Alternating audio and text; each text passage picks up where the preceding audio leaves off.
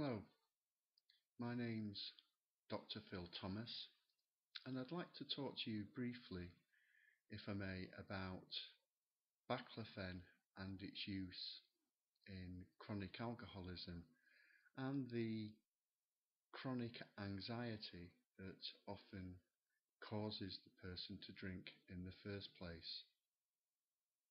This is a complicated subject, and there simply isn't the time to discuss it in any enormous detail.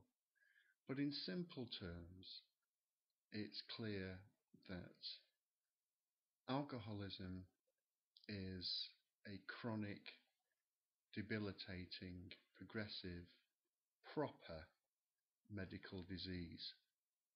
And it seems that probably in about 30% of sufferers, the reason they drink is because they have a personality trait that means that they are chronically anxious, panicky, sometimes obsessive type individuals, people who lack self-confidence, self-esteem, have lots of self-doubts, and simply don't cope with normal life the way that the people around them do.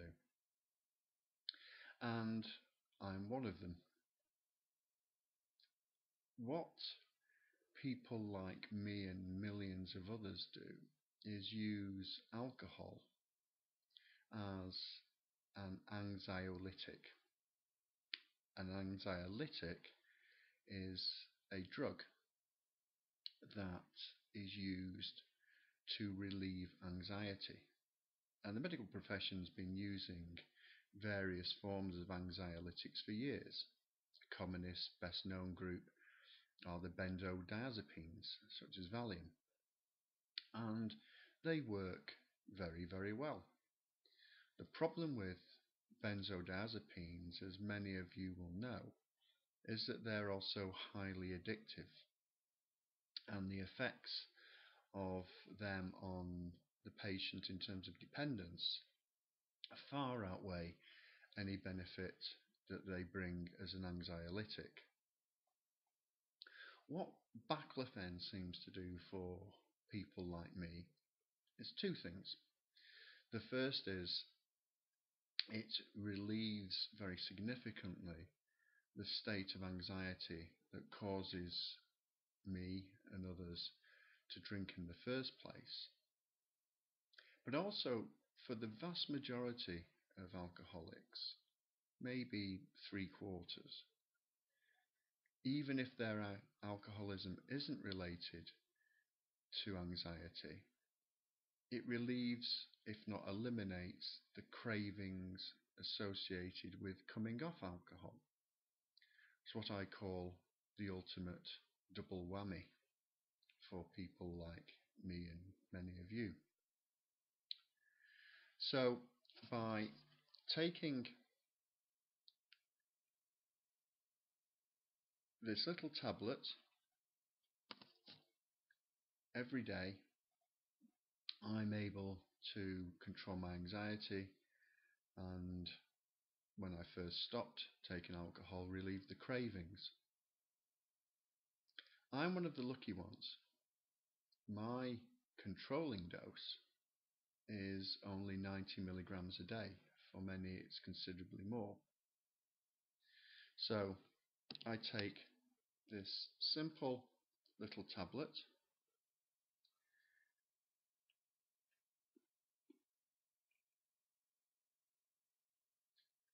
I pop it under my tongue. After chewing it, it dissolves. I take 9 tablets a day. Generally, I take them as 2 tablets 3 times a day and 3 at night, but sometimes I take them even more spread out. Everybody finds their own way in terms of their dose. Over the last 2 years, I've been contacted by hundreds of people through my websites, and they have wanted information relating to baclofen that they simply couldn't find in a structured, organised way in one place. There are many excellent discussion forums where much of the information is available, but it can be like looking for a needle in a haystack. Somebody there will know the answer, but they may not be there when you're asking the question. So I was asked to provide this information in a form that people new to baclofen and experienced at taking baclofen could find out all the information they might need, because many of us are self-prescribing, obtaining baclofen through the internet. So some time ago I wrote this book,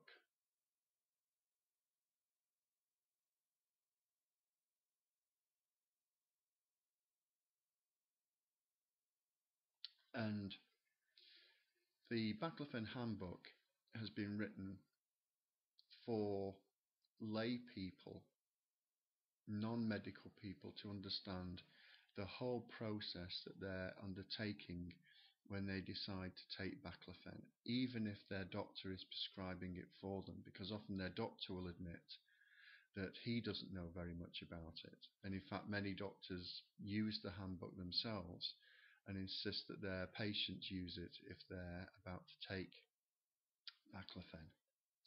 The book can start at the very beginning with the whole process of what you're doing, why you're doing it, how you need to organize it.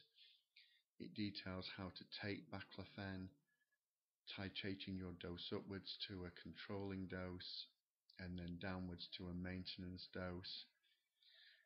It also discusses very important topics such as alcohol with baclofen, acute baclofen withdrawal, which is a potentially very dangerous thing, and importantly it documents approximately 100 side effects that have been reported to me.